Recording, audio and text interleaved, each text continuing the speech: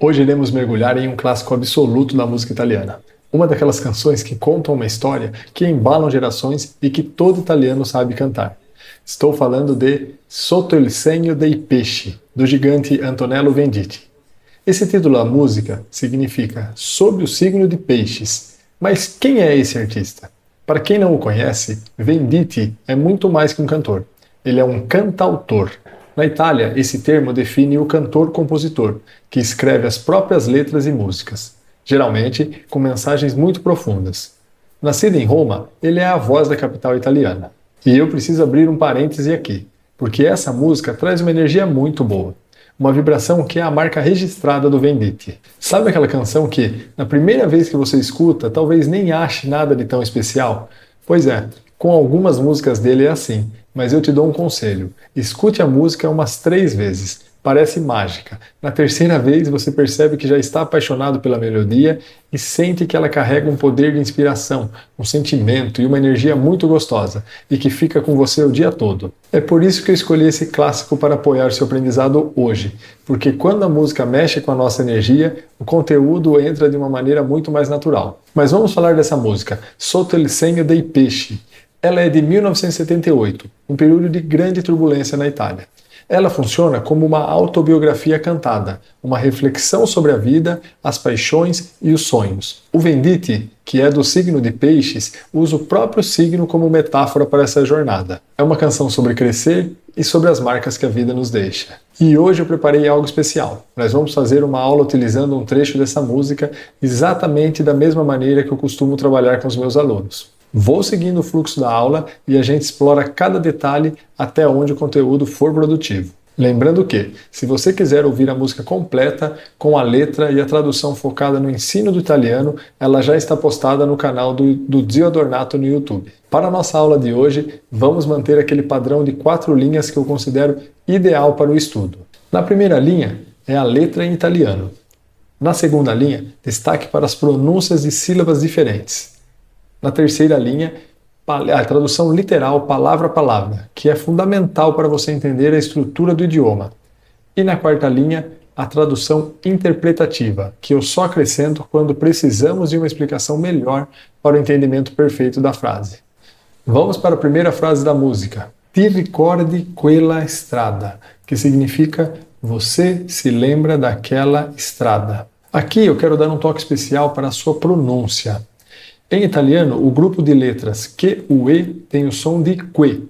Então, essa palavra aqui se pronuncia quella. Fique atento, porque se a gente quiser o som do nosso Q do português na Itália, nós escrevemos CHE. Então, grave bem. O que se escreve CHE tem som de Q, e o que se escreve QUE tem som de que. Outro ponto de extrema atenção é a palavra strada, que significa estrada. Em italiano, as palavras que começam diretamente com a letra S, seguida de outra consoante, exigem um cuidado. Você não pode colocar um som de I ou de E antes do S. Não é estrada e nem estrada. Você deve soltar o som da letra S diretamente. Strada. Tente fazer esse som de S e emendar no resto da palavra. Estrada. Estrada.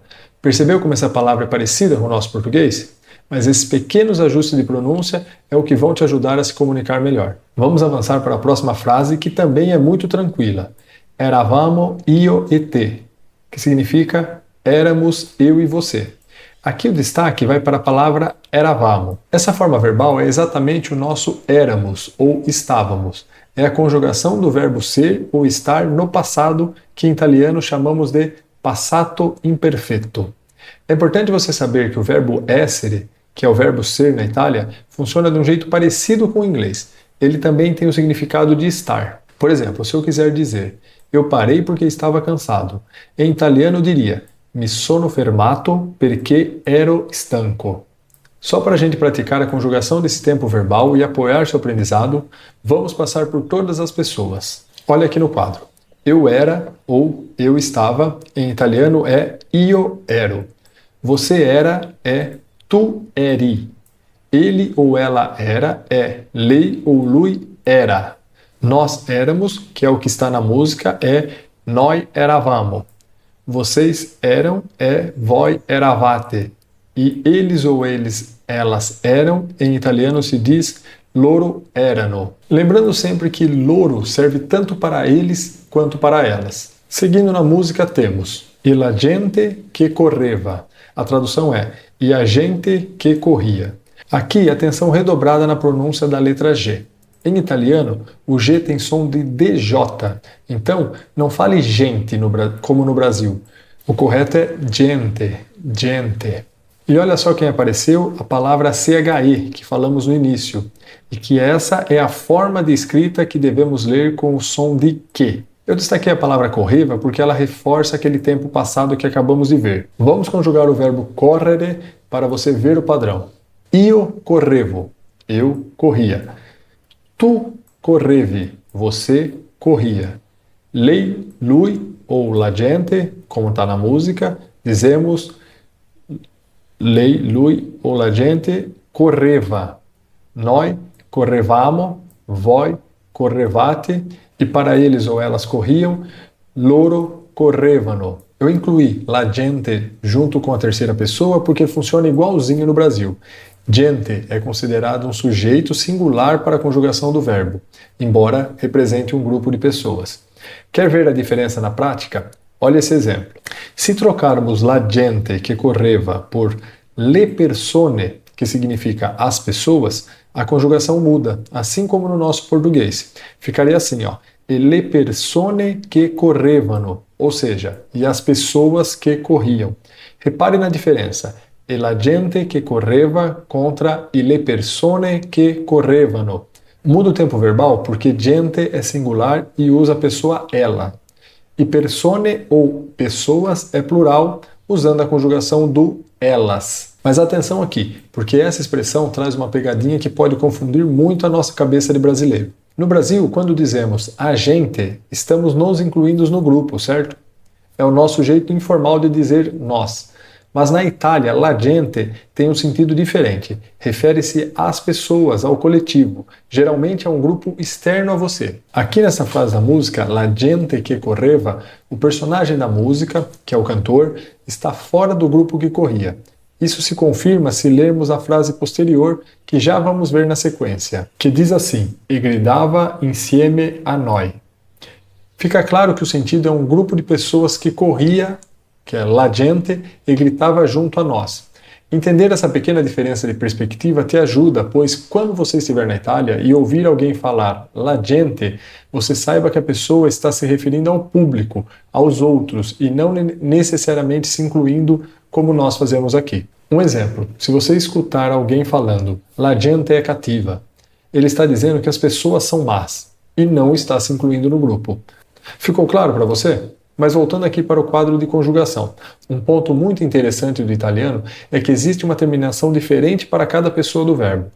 Como cada forma é única, você não precisa ficar repetindo o pronome o tempo todo como eu, você, nós.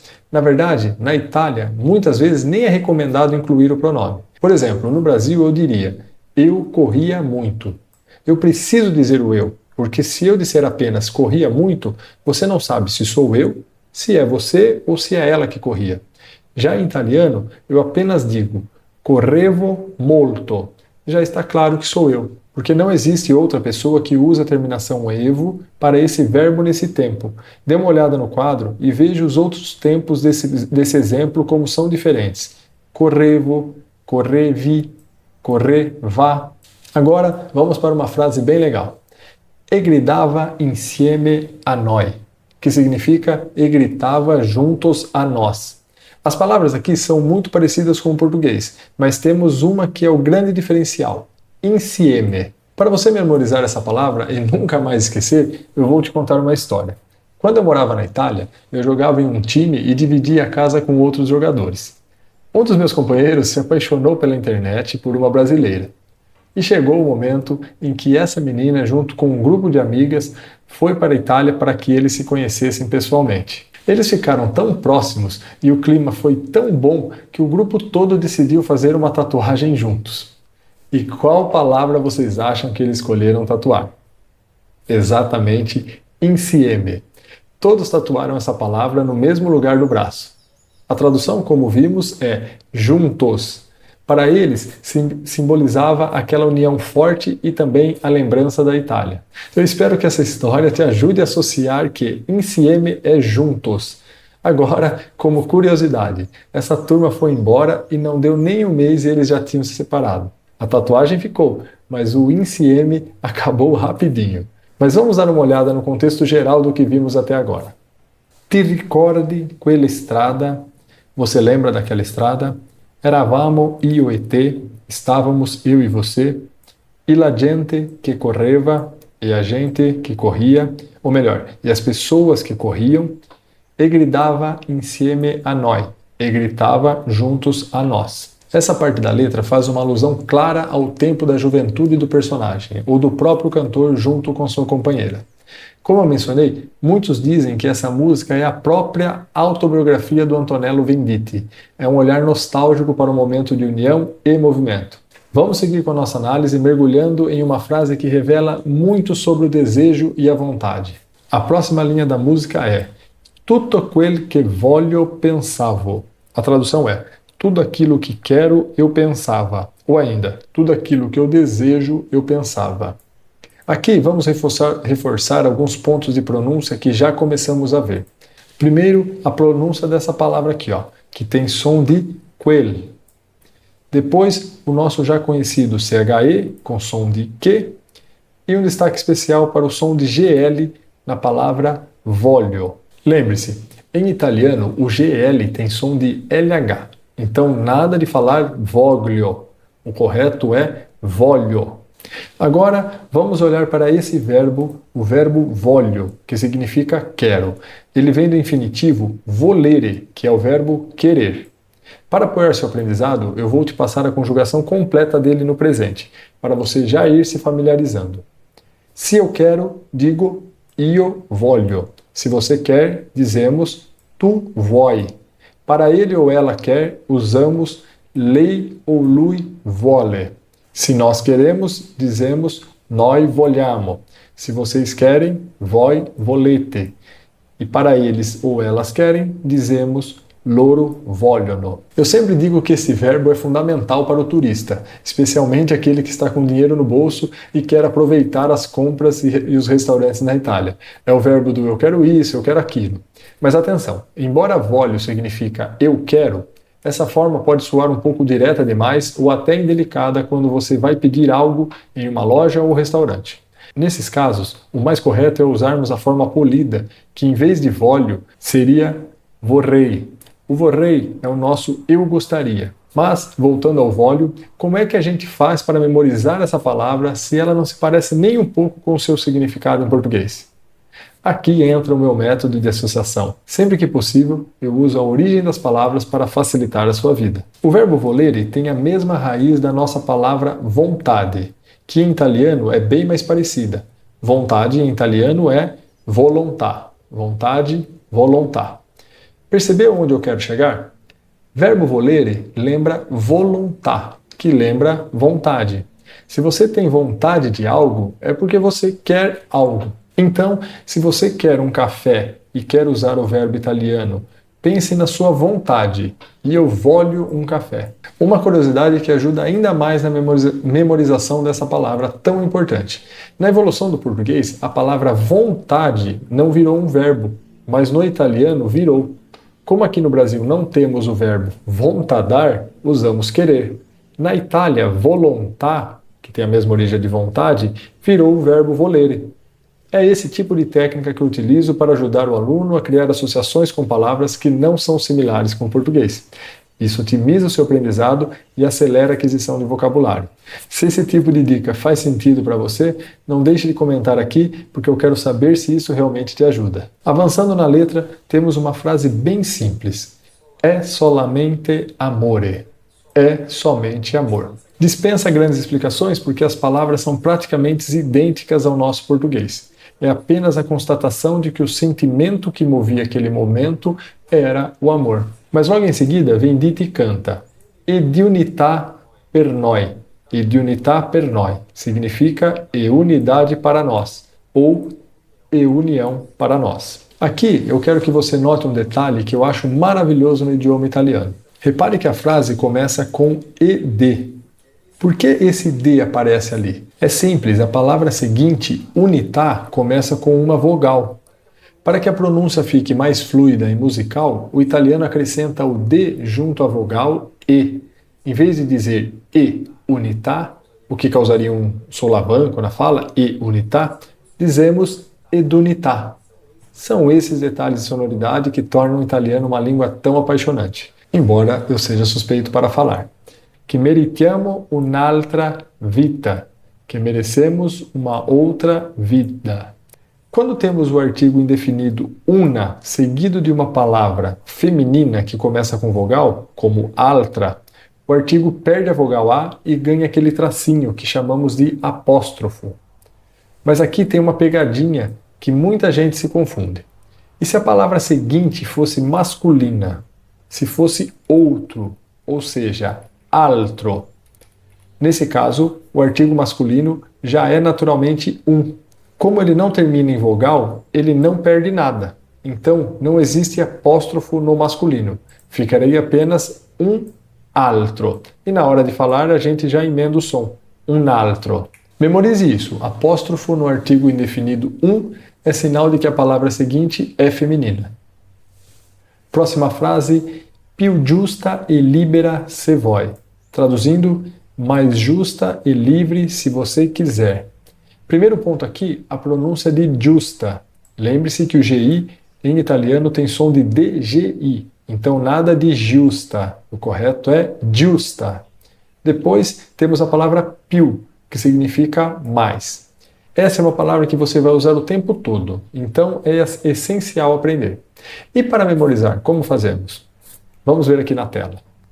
A origem da palavra più vem do latim e deriva de plus. Você certamente conhece a palavra plus do inglês, ou até de expressões que usamos no Brasil como vamos dar um plus em algo, querendo dizer que vamos dar um algo a mais. Então, é só associar più com plus e, consequentemente, com mais. Nessa mesma frase aparece o vuoi, que é o verbo volere que acabamos de estudar. Io voglio, tu vuoi, ou seja, você quer. Para fechar esse trecho, temos uma frase forte. Corri, amore, corri non avere paura. Tradução literal. Corre, amor, corre não ter medo. Ou, de forma mais interpretativa, corre, amor, corre, não tenha medo. Aqui temos duas palavras fundamentais que são diferentes do português. Avere e paura. Avere é o verbo ter. Muita gente se confunde porque ele tem a mesma origem do nosso verbo haver. Só que o haver do nosso português é um verbo impessoal, não tem sujeito e a gente usa mais no sentido de existir. Tenta conjugar o verbo haver. Não dá, né? Em nenhuma pessoa. Mas em italiano, o avere é o verbo do dia a dia para posse. Então eu posso conjugar. Eu tenho, io ho. Você tem, tu hai. Ele tem, lui ha. Então, eu te recomendo associar avere sempre com o verbo ter. Você não deve associar com haver, apesar da mesma origem, combinado? E a última palavra da frase é paura, que significa medo. Para nunca mais esquecer, vamos buscar a raiz no latim. Paura tem a mesma origem da nossa palavra pavor. E o que o pavor é, senão um medo muito grande?